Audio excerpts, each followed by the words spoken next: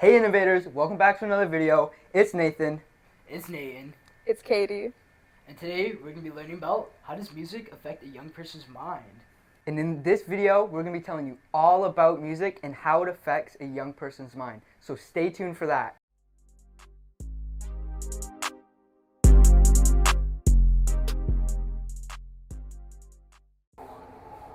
Hey guys, we're here at Holland Park in Surrey, and our driving question is, how does music affect people's minds?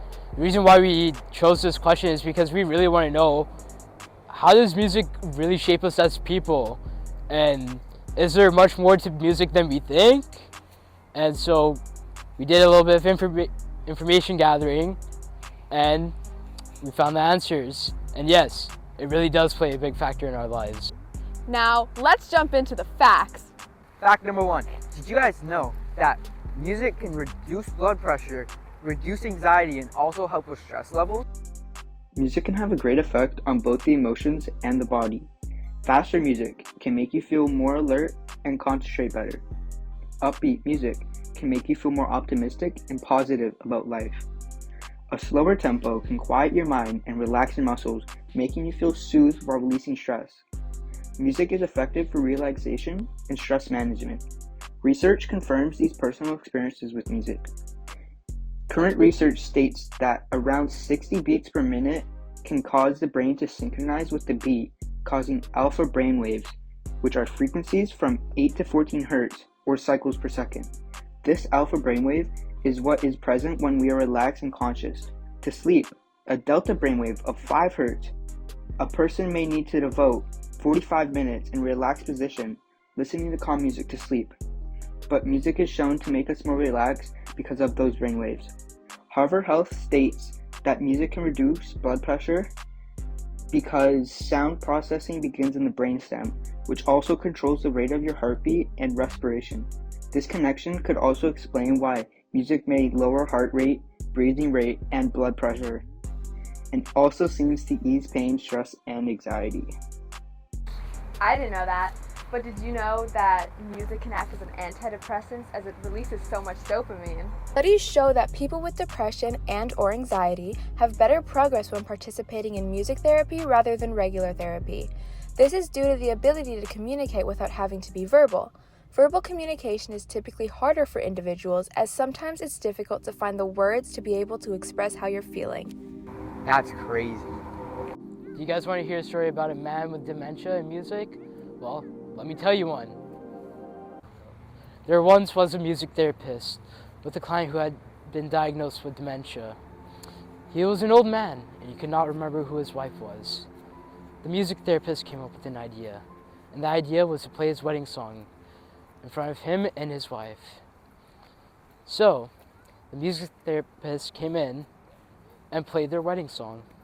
The old man immediately stood up and danced with his wife as he remembered the memory of their wedding. We have implicit memories, which are both our unconscious and automatic memories. Implicit memories are very strong and can last you a lifetime. Meanwhile, explicit memories are vulnerable to getting damaged by diseases like Alzheimer's. An implicit memory is when music plays in the background to a strong emotional event. The music usually helps you remember that emotion you felt in that memory. Memories are usually simulated by certain phases of our lives, usually around 10 to 30 years old. Music is just one of the ways it can affect your memory. If you ever get dementia, you can treat it with music. You know that music can be used as a social glue? I mean, think about it. How do you think people in fan bases met each other? Bonding over music has been proven to give one a sense of trust and calmness around others. Music brings people together depending on culture, artist, genre, and so much more. Well, did you know that music can actually be used as medicine? People with epilepsy listen to daily tracks to help them control their epilepsy. Around 80% of epilepsy diagnoses are temporal lobe epilepsy, which means that the seizures come from the temporal lobe. The cause of this study was because music is processed in the auditory cortex, which is in the same brain region. A study in Taiwan discovered that people who listened to Mozart while sleeping for a year allowed almost 80% of them to experience fewer seizures, and a quarter of epilepsy patients became seizure-free. Did you guys also know that kids with autism go to music therapy to help communicate through music? What's music therapy? Music and musical experiences can provide infinite kinds of relationships, which can be the key to successful therapy with autistic persons. And working with autistic children, was able to draw them slowly outward by using music to develop a series of relationships between the client and the instrument. Once the barrier has been interrupted and contact is established, the music therapist can pursue a variety of structured musical experiences that continue to engage these individuals and draw them further from their internal realistic world. While this process can be slow, music therapy provides an unusual and pleasurable tool that can be easily adapted to meet the changing needs of the client, said musicheals.ca. Well, we talked to one, and she's going to explain what music therapy is and how it works. How does music therapy work, and what strategies do they use?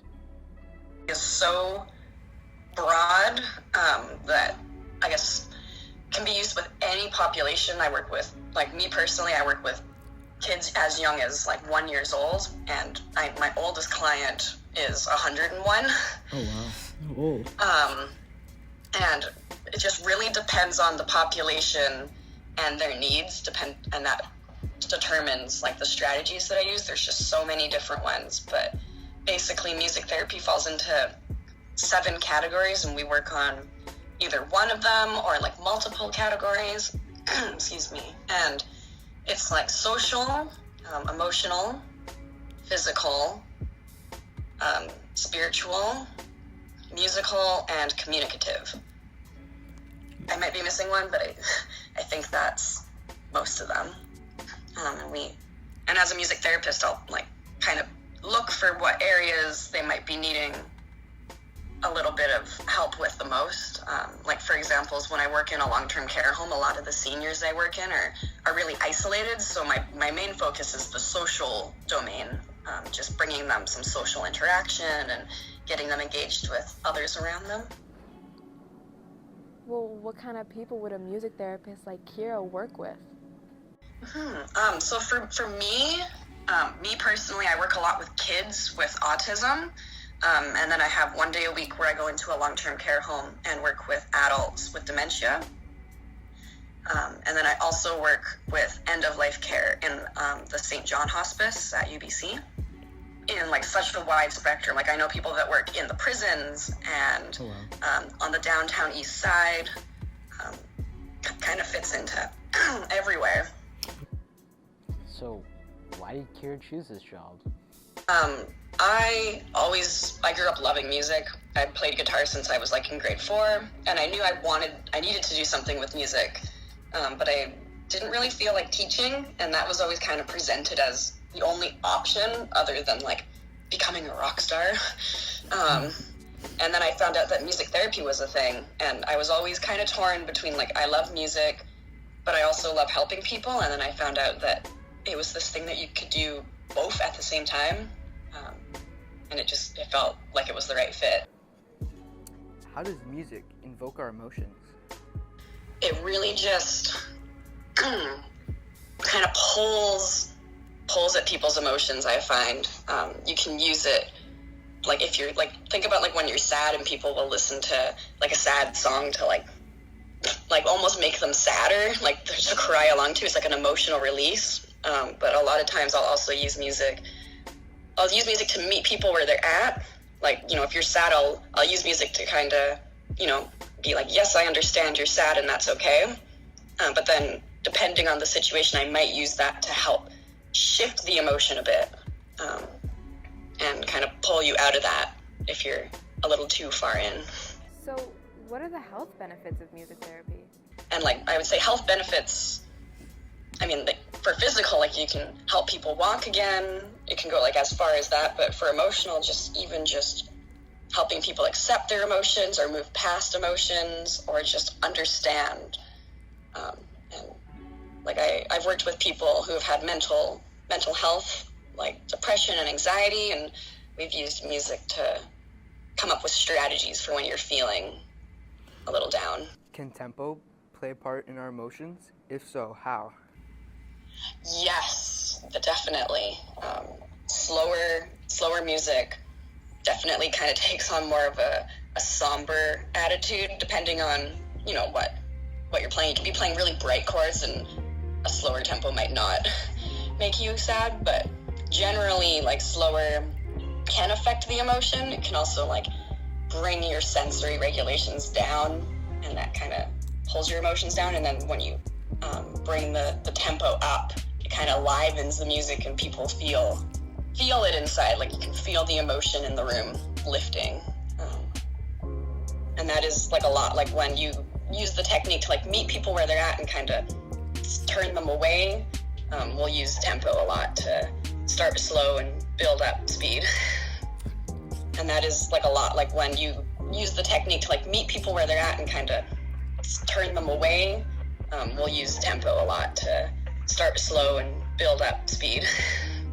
So, how does music shape our personality? To an extent, your music can, like, influence that, especially if you, like, say you, like, dove really deep into, like, heavy metal music or something. You might dress more like that, but in my opinion, I'd say music more like your personality affects more of what you listen to. So if you're, like, a really happy, bubbly person, you're gonna listen to more really happy, bubbly music. But like, if you start feeling not so happy and bubbly, your music tastes might shift, and your personality might follow suit, and the music definitely will have an influence on that. But it's not going to be the sole factor. So to answer our final question, how does music affect a young person's mind? There are so many answers, so many in fact, that there is no answer to the question. But we tried, just for you guys. We made this video, so make sure you Like and subscribe, comment down below, and make sure to press the little bell in the corner to join the notification gang. as well check out the other videos on our YouTube channel. Bye bye. Peace.